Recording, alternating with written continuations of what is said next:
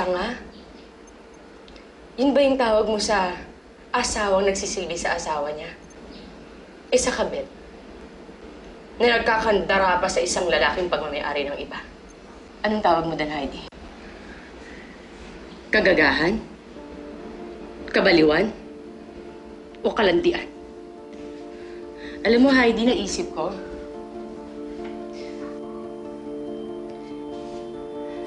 bilib ka sa akin?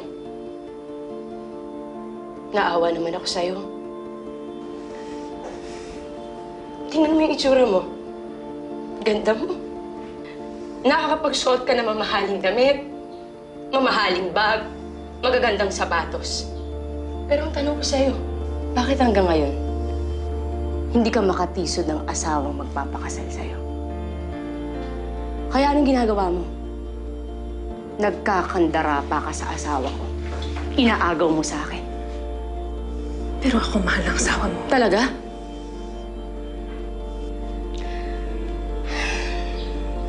Alam mo, Heidi, natatawa ako sa'yo. Kumapit ka sa asawa ko. Hindi mo kilala? Alam mo ba kung anong ugali ni Marcel? Madali siyang magsawa sa mga pagkain. Kaya alam mo, lumalabas siya. Nagtitake out siya ng pagkain. Pero alam mo, madali siya magsawa sa mga comfort food niya. Kaya alam mo anong ending? Babalik at babalik siya sa luto ko. Parang ikaw ngayon. Ikaw ang bagong deliver. Ikaw ang ini-enjoy niya. Eh, ang tanong, paano kung magsawa siya sa'yo? Huwag mo akong ikukumpara sa pagkain.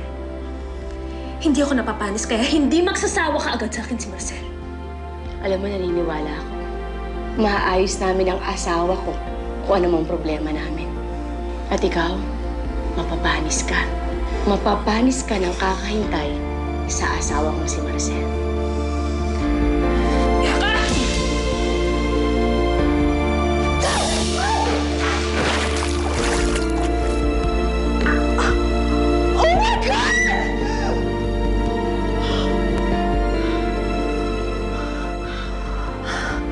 Para yan sa pasakit mo sa akin. Lalo na sa pamilya ko. I swear to God, Angeline, mababayaran mo yung ginawa mo sa akin! I hate you! God! Jess!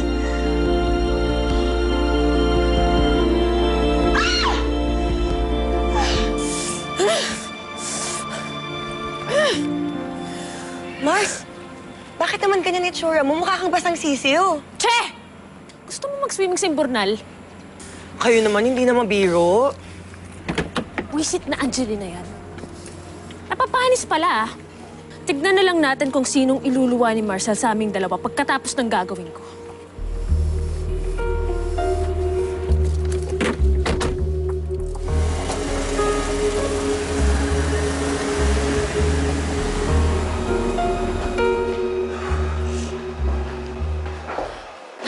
Chantal. Nigel, I miss you. Chantal. Please come home, please. Please come home. Chantal, I can't. I have to stay away from you, okay? No. Ganito bang gagawin mo sa akin, ha? Tino-torture mo ko, Nigel. I can't stand another day without you. Chantal, you have to stop this. Kung gaganituhin mo lang ako, mas mabuting papatayin mo na lang ako. Para mawala ng lahat ng sakit. Chantal. Nigel. Chantal! Nigel, please, mahal kita.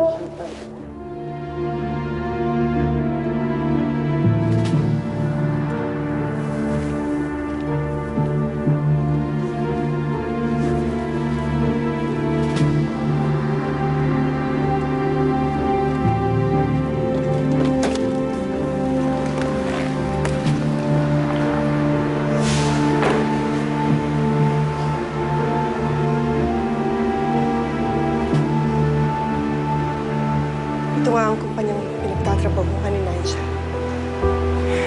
Kailangan ko siyang makita. Chantal. Chantal, you gotta stop. No, Chantal, you gotta stop. This is...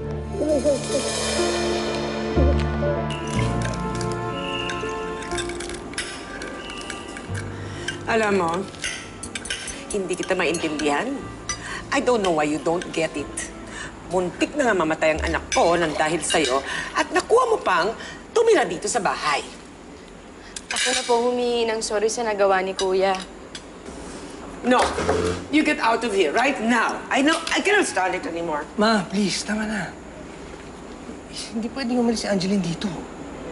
And why not? You know, I think there's really something wrong with you.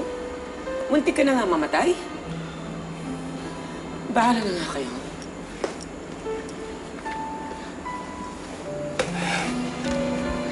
Huwag mo nang pansinin si Mama. Mabuti pa, umupo ka na, ha? Kumain na lang tayo.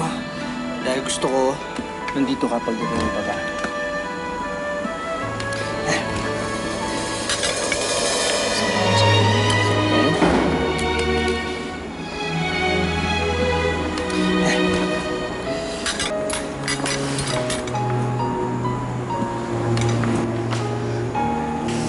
Heidi?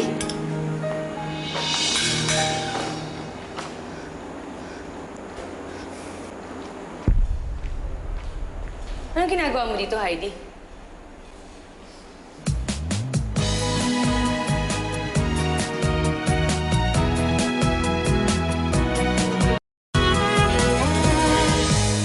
Tinatanong kita. Anong ginagawa mo dito? Dito na ako titira. Marcel, wala ba akong welcome kiss? Alam mo, Heidi, umalis ka na. Ano bang kalokohan to? Napapayaw ka na ba talaga? It's your fault, Angeline. Ginatungan mo ko eh. Pero huwag kang mag-alala. Sanay naman ako sa hatian eh. Kaya nga magsasama-sama tayong tatlo dito ni Marcel. Para fair ang laban. Ay, di ano itong kalokohan na to, ha? Marcel, my dear. Don't you like to be with me? Pwede ba, Heidi? Umalis ka na sa bahay ng asawa ko. Sorry, Angeline. Pero hindi enough ang marriage license mo para mapasunod mo ko sa gusto mo. Tama ka. Ikaw ang inuuwi ni Marcel. Ikaw ang lagi ng kasama. But what about me? Mali naman yatang magpatalo ko sa isang kagaya mo.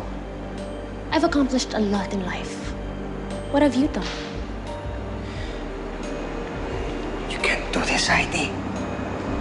Sigurado, kakatayin ako ni Papa. Gusto mong gilitan ako ng sali. Ayaw mo nun? Ang kapit at ang asawa mo magkasama sa ilalim ng isang bubong. How exciting! Malaki naman tong mansyon nyo. Pwede naman tayong maghabulan. Magtaguan.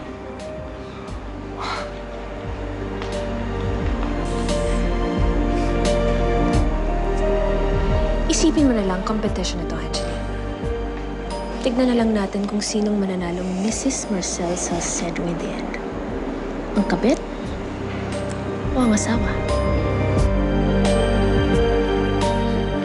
Anong ibig sabihin nito? Mama! You've been acting strange lately. Magtapat nga kayo sa akin. May relasyon ba kayong dalawa?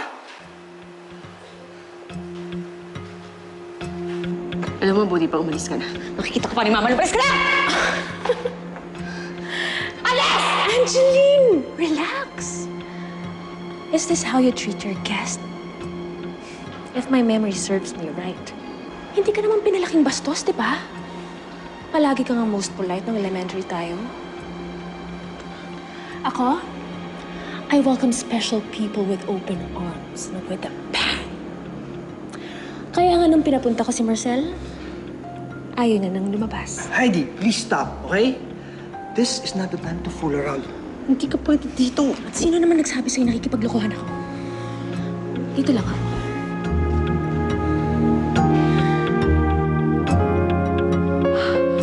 Aha!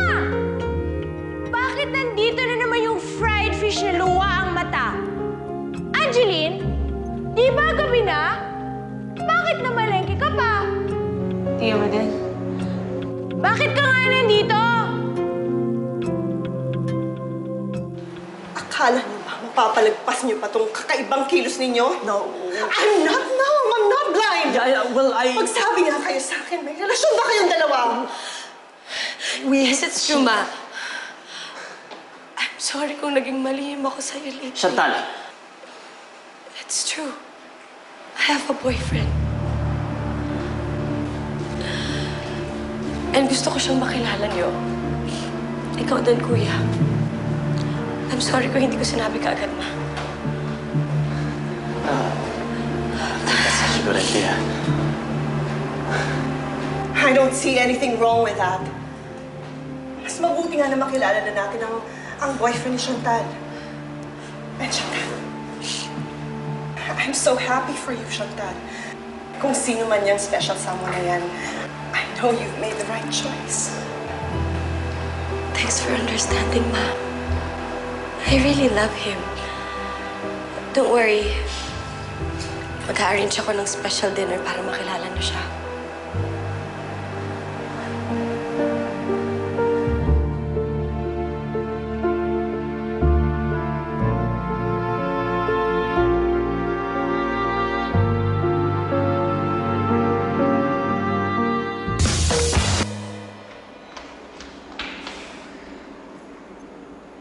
Bakit nga siya nandito? Don't tell me dito ka titira, ha? Yes, my dear. Dito na ako titira. And hopefully, for good. Ayaw niyo nun? Magkakasama-sama na tayo. That would be fun. Che! Ayoko nun! Bakit? Invited ko ba sa slumber party namin? Sleepover? No kaya! Of course. Matagal na akong iniimbita ni Angeline. Ngayon, pagbibigyan ko na siya. After all, she's my best and most favorite friend.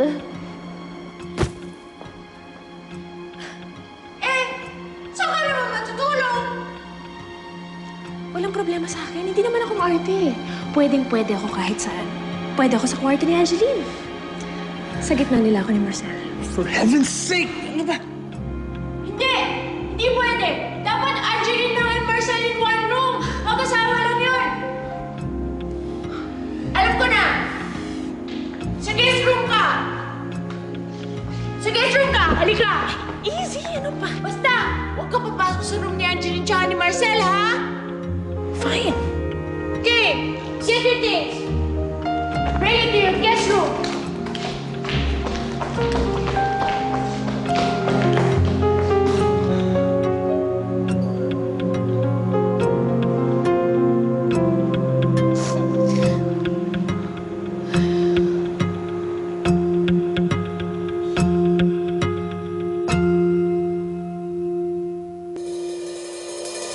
So happy you're here. Nakiusap kasi sa akin si Angeline na tulungan ko siya sa pag-aalaga kay Marcel. Hindi mo niya kayang alagaan ang sarili niyang asawa. Ay, ano ginagawa mo dito sa kwarto namin ni Angeline? Gusto kita makasama ngayong gabi. Wala dito si Heidi. Baka nasa... Hindi. Papa, malapit na po kayo umuwi. Ngayon, nabigyan ako ng panibagong buhay. Pinagdarasal ko na sana maghilom ng mga sugat natin. Tita, what if may babae nga si Marcel? Babaeng malayong-malayo kay Angeline. A woman who is beautiful, glamorous, strong, and sophisticated, just like you. What are you trying to tell me? May babae ba si Marcel? Sino? Tell me. Well, ako. Ay, di walang dapat makaalam nito. Ba't mo ginagawa to? Ay, di naman.